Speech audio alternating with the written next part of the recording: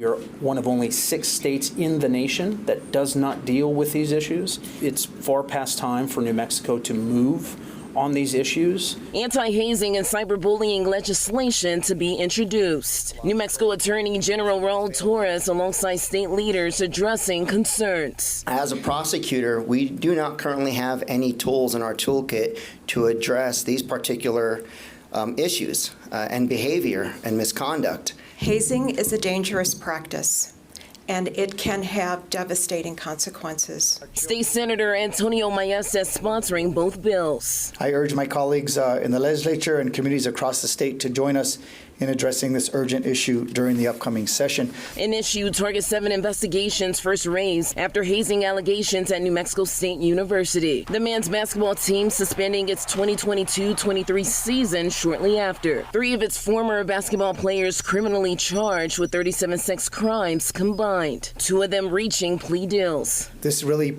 goes to the specifics of that crime and the peculiarities of that situation in which the punishment fits the crime. With hazing cases already being prosecuted with other charges, we asked Torres what behavior hazing will cover. This is a comprehensive list and one that is flexible in terms of its definition to cover all forms of inappropriate physical and psychological pressure or force that could be placed on a student under these conditions in connection with some organization at their school or university. One important feature of this, which I think is an important aspect of the question that you asked, what this does is it provides new criminal penalties and new criminal offenses that are carefully defined, but it does not do so in a way that excludes or inhibits a prosecutor's ability to charge the same activity in the alternative or in a different way.